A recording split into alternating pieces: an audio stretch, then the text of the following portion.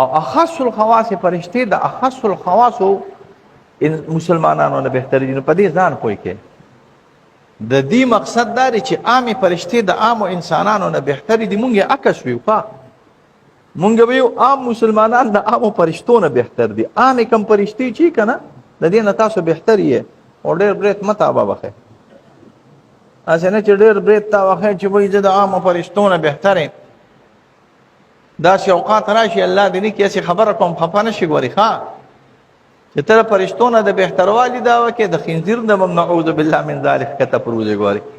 الله دې سره ما پامان کې اوسه. بیا دا هغوی عقیده داره چې خاص فرشتي د خاصو انسانانو نه بهتر دي.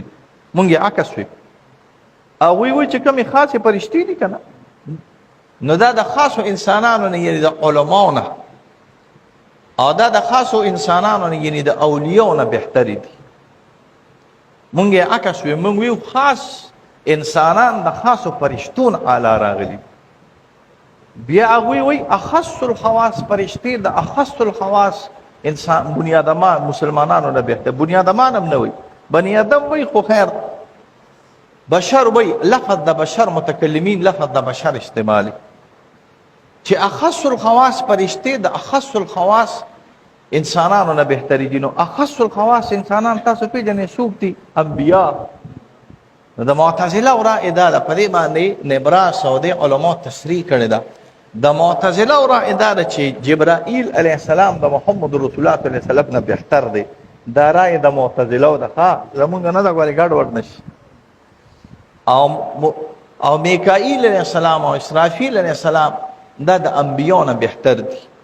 زمونږ رائده نه زمونږ رائده ده چې اخص الخواص بشر چې هغه انبیا دي دا د اخص الخواص فرشتونه چې دا سلور دي یا اوه دي د دې نه بهتر راغلي.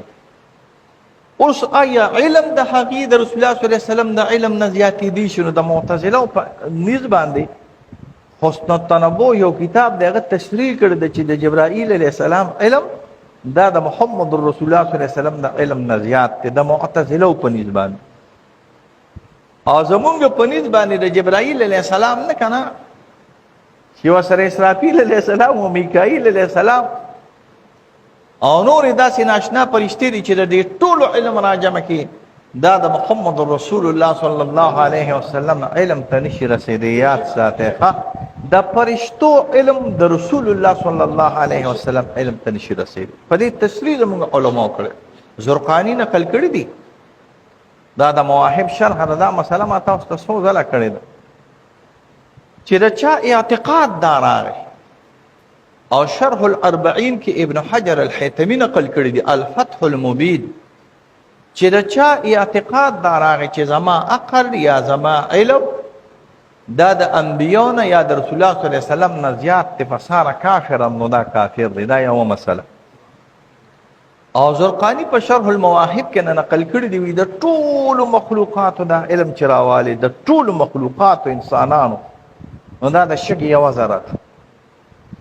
او د محمد رسول الله صلی الله علیه وسلم علم چې راوالی د ټولې دنیا دا ټولې شګې چې راجمع کړي نو دا د محمد رسول الله صلی الله علیه وسلم علم راغلی دی. د ټولې دنیا دا ټولې شګې چې راجمع کړي نو د تنګي دا شګې نشي جمع کېدی. د دې خوړ ته ورشه 15,000 کاله کې به د تنګي د خوړ شګې دا ونشمارلی شي. نو زمونږ رائده ده محققه رائده ده چې الله تعالی محمد رسول الله صلی الله علیه وسلم د علم هم ډېر اعلی ورکړی دی او شان جامع ورکړی دی. یعنی څه خیر او برکت چې په دې کې د عبدالکریم الجیلی کتاب دغلته پروت دی الانسان الکامل ورته ویل کېږي. دا نوم ځان سره یاد ساتئ. اردو کې نه خبر چې اردو کې راغلی دی. اردو کې شته اردو کې نه خبر چې اردو کې راغلی دی که نه دی خو په عربی کې زړه نسخه او نوې نسخه دواړه راغلي الانسان الکامل. یو د وخت عظیم خواجه د پتنګي کې خلقن وی ولی الله د پتنګي کې چې د علم معرفت وی سمندر ده د غستوري د سبا د پتنګي کې چې د علم معرفت وی سمندر ده د غستوري